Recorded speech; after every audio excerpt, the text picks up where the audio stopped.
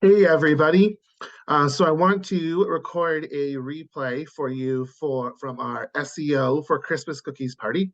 Had a little issue with recording it live, so I decided to record this video to at least showcase you what I presented during the SEO for Christmas cookie party. So I'm going to share all my information that I presented to people, so you guys can still see that part. So let's get started here.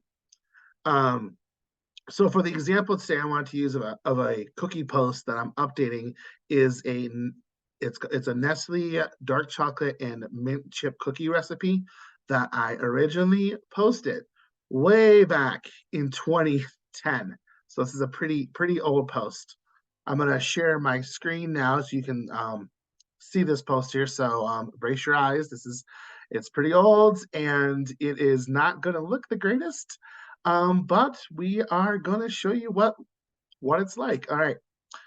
So here it is. So this is the post that I made back in 2010. My blog started at 2009, so I was about a year old at this point here. So it's a post I've been wanting to update for a while, but haven't got a chance to actually update. You do see the modified date here is actually this year.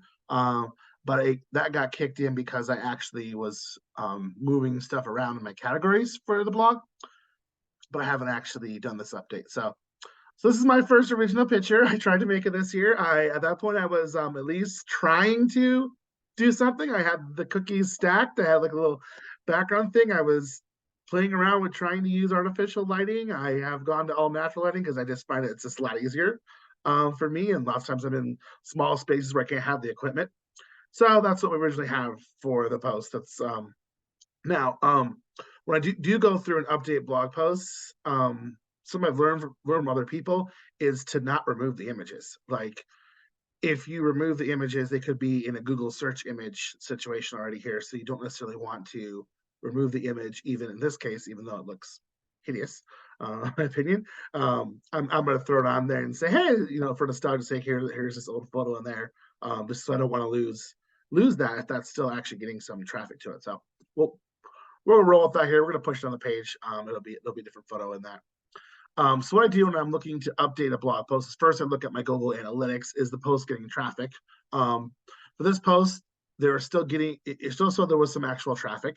So then it's worth looking at. Okay, is it enough traffic for me to consider updating it here?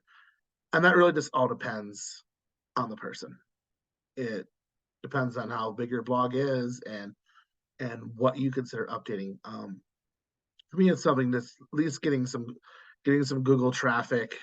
Um, hopefully at least maybe like 1,000 up page views a year.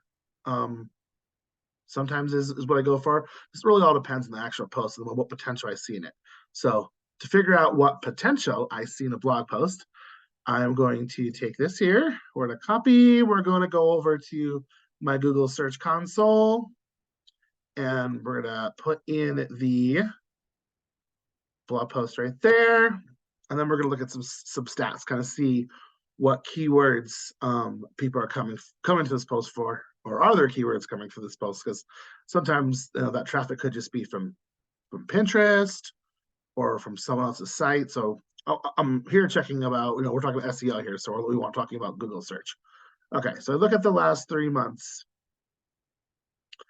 And what I see here is, okay, we got some traffic. We're getting some impressions. We're getting some clicks.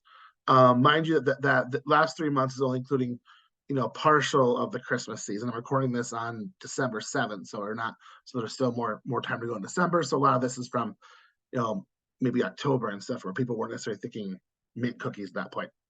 But I do see like Nestle mint chocolate chip cookies was the top query that I'm getting the most clicks for. I know 9 doesn't sound like a lot here, but these kind of things can add up when you add in all the different queries possibly.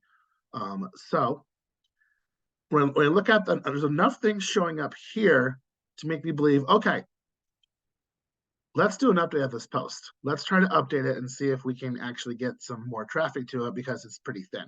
Let's go back to the post so I can show you a little more. So that's the picture. So we got literally like one really long paragraph and then a recipe card.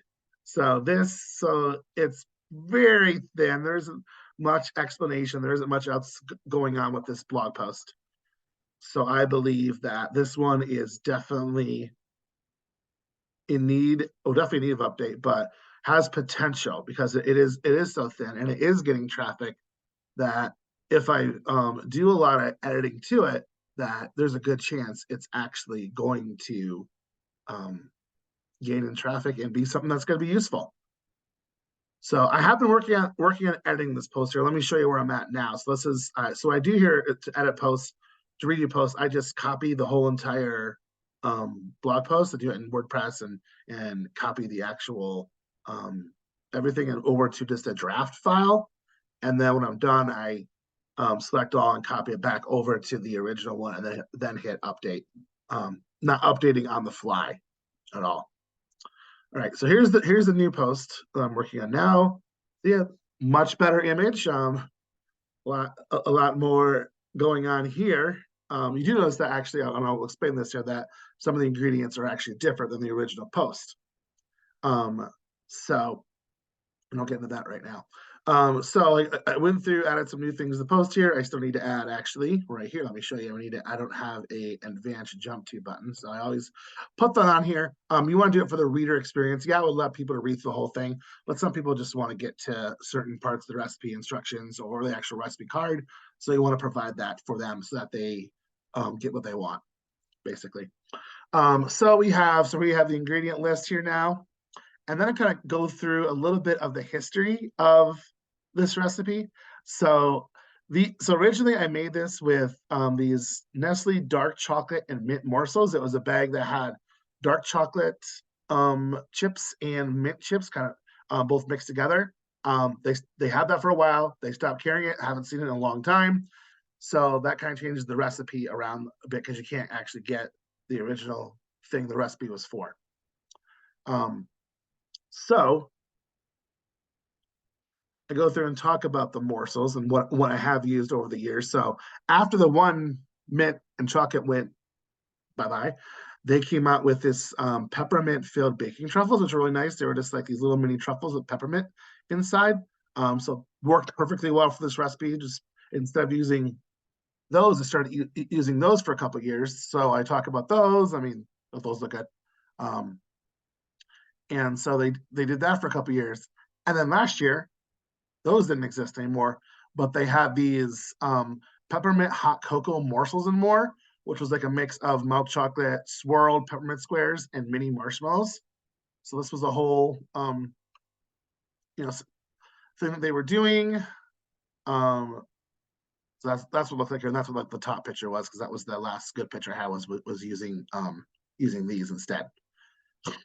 So I decided to include all that information in there. Well, you don't necessarily have to do it that way. I could have just came up with an alternative, and I do in the post. But the reason why I include the all in there is because there could be people out there that are looking for those particular products, and they can't actually find them anymore. So I could pop up in a search someone looking for that, which I have actually seen before. There was a post I used to do posts on different I review different like non-alcoholic drinks, so like sodas and juices and stuff like that. So this one, so in this case right here, so this product is discontinued and they don't have these anymore. I could be able to see possibly some traffic from that, just as I did with a juice post before. Once this juice that was discontinued, I got way more traffic than I ever did when the juice actually was still being sold in stores. So that's why I wanted to include all that information and to showcase some different options and different inspirations too, because you could make your own little mix like this. You could get some mini marshmallows and chocolate chips and maybe some other type of little mint things or candy canes or something, or anything like that. You could make your own thing like that too. So giving people some inspiration along with it, and hopefully pick up a couple other things. So it talks about how in 2023 they actually don't have any mint products. They reached out to them, they don't have any. So I gave people some different options. They could use the Nestle dark chocolate morsels, maybe use half a bag of that, and then get like these really, really good guitar green mint baking chips and do half a bag of those, or just do all guitar because it's really good chocolate, and I think it's way better than Nestle here, and I'd much rather support this company than Nestle, but still running with the blog post as is. But yeah, it's giving people some options. I think it's good to have make this more of a useful post because we're talking chocolate chip cookies here. Um, to some degree here. So I want to be able to have something kind of unique because there's a billion chocolate chip cookie recipes. And the only way I'm going to improve and rank for some higher is to have a different take on it. So I feel like I have a good different take on this post. Yeah, so I go down, there's some more information. There's the old photo again. There's my little like, hey, this is the first batch made of these cookies, leaving the poor quality photo here for nostalgia. And then I go through and do instructions, added a thing about why melted butter is used actually in this cookie dough recipe. And so that's the basis of the new post. It's obviously a lot longer than the other one here. So I'm hoping, and has a lot more information that I hope will help. So the first ones I use analytics first, actually, to start things off. Then I use Google Search Console to kind of check to see where the post is at. And at that point, I then use Rank IQ. So this is my Rank IQ situation here. So in this here, it helps me to research keywords, and Rank IQ specializes in low competition keywords.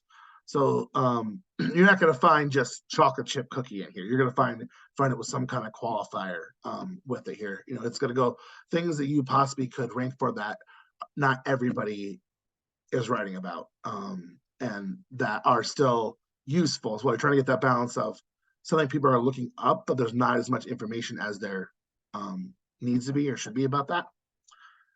So what I did here is you can run reports.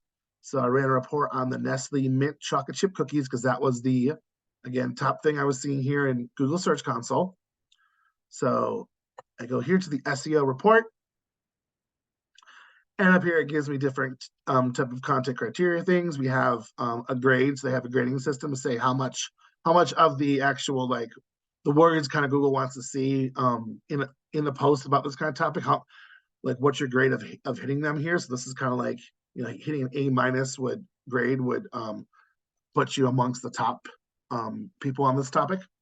And that gives you a word count then to give you kind of an idea of what to shoot for here. Word count's not really not a ranking factor on Google. It's not like if you have a 5,000 page post versus a 500 word post, 5,000 words versus 500 words, then it would be that's going to certainly make your post better. It's about having that quality and that right information. This has a competition score of a 30, which is as high as they actually go. And this competition score equals your domain authority. So mine's a 52. So anything on Rank IQ, I would have a good chance of ranking, or a chance of ranking for, or a better chance. But probably the best way to put it.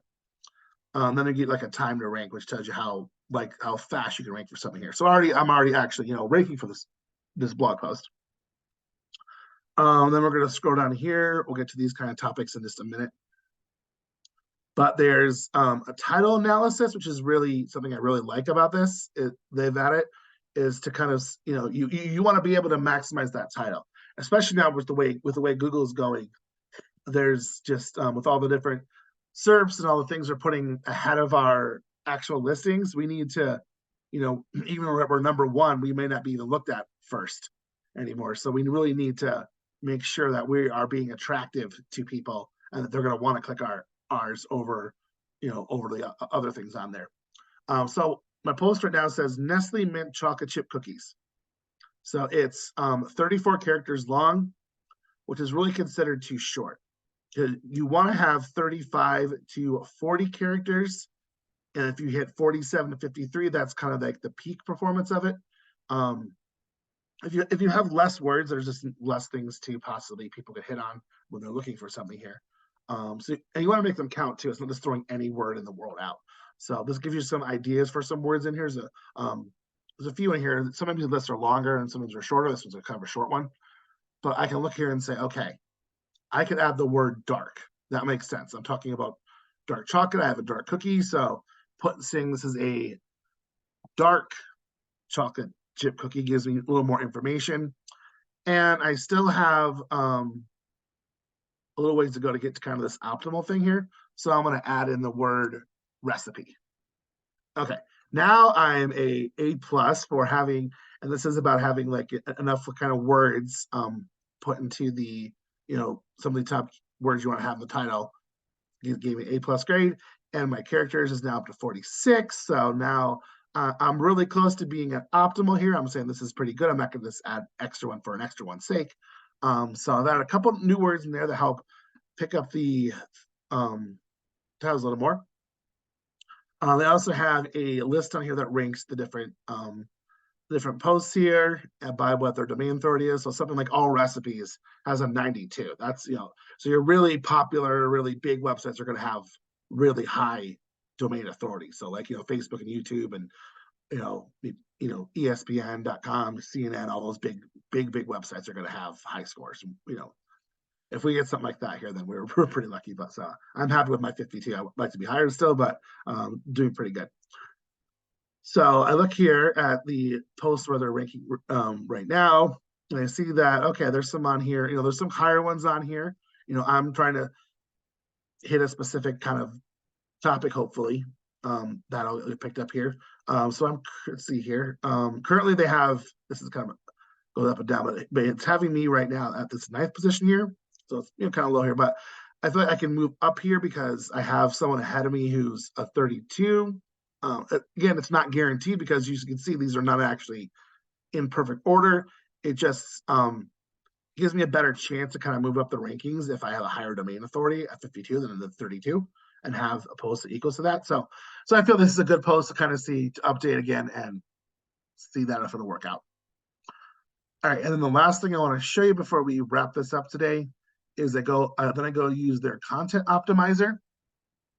So this right here lists in order of importance keywords you're going to want to hit on for a certain blog post. So for that particular blog post, these are some keywords that would be good to hit on.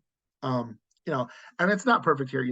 There's some things that I'm not, wouldn't add like having it say combined flour is, it's a step you want to do here, but I don't necessarily mean I need to desperately have it say combined flour exact in the post. I can say, take the 2 flours and mix them together. So it's just making sure you're hitting on concepts sometimes too. You don't want to just be like super picky about like I have to hit exactly. That way, some things you're going to want to. It all depends here. Like I want to say the word mint morsels because or use the words mint chocolate chips because those are things that people might be looking up. So it gives you a grade score right now. That's a grade we saw earlier, and mine is at a C right now. It was originally on F, so definitely have gotten better. And so the goal is trying to get to the A- here. But also, you don't want to sound fake. You don't want to like shove a bunch of things into the blog post that you just don't, just to do that here, because then it becomes spammy. And so I use this as a guide of things maybe I forgot, like right here, airtight container. So that's talking about like storing the cookies when they're done. So maybe I should hit on that topic of how to store these cookies when they're when you're done baking them. And so and oftentimes you want to put them in an airtight container. So that's something I could add to the blog post. I could mention, I haven't mentioned yet though, but I could say, hey, you could also use some crushed up candy canes in the recipe.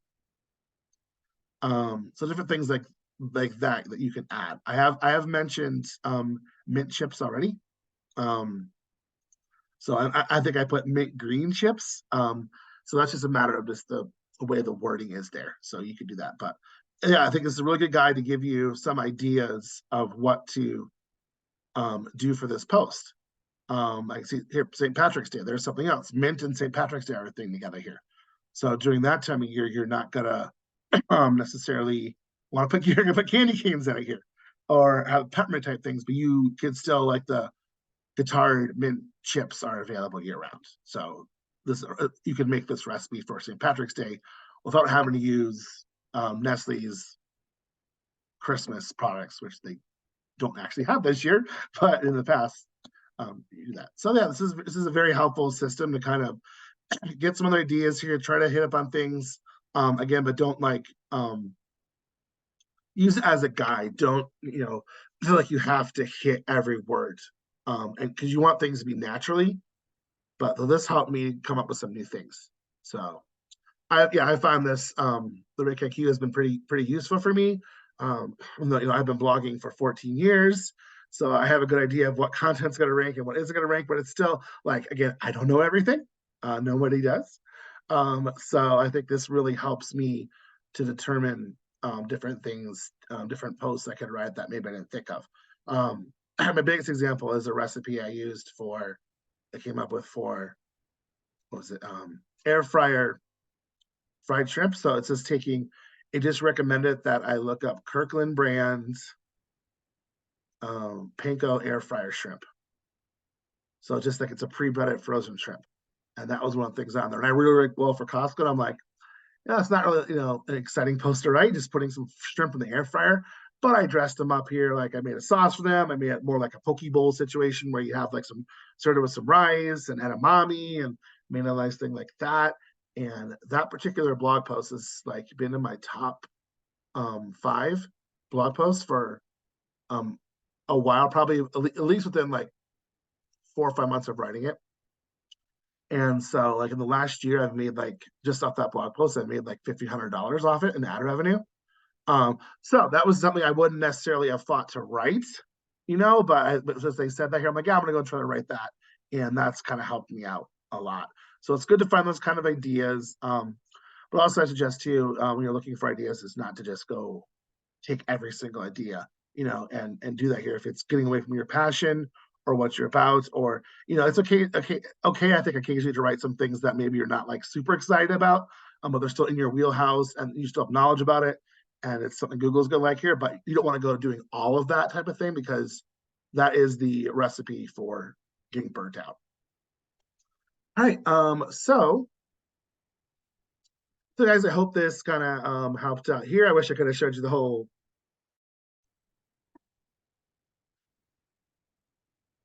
So I hope you guys enjoyed that. I wish I had the whole party thing going on. So there might have been an error in the video there too. My internet cut out. So apologize for that. But yeah, hope you guys enjoyed seeing this here and it's helpful to you. And I'm going to be doing more of these kind of SEO parties. Next month, we're going to do a soup one. So if you're interested in that, make sure to let me know. And also, if there's a better time of day or week for that, I'm trying to day of the week for that. I want to help people as much as I can with that. So let me know those things too. So thank you guys for watching this here. I appreciate you guys, and I hope it helps you out with making your cookie recipes more wonderful.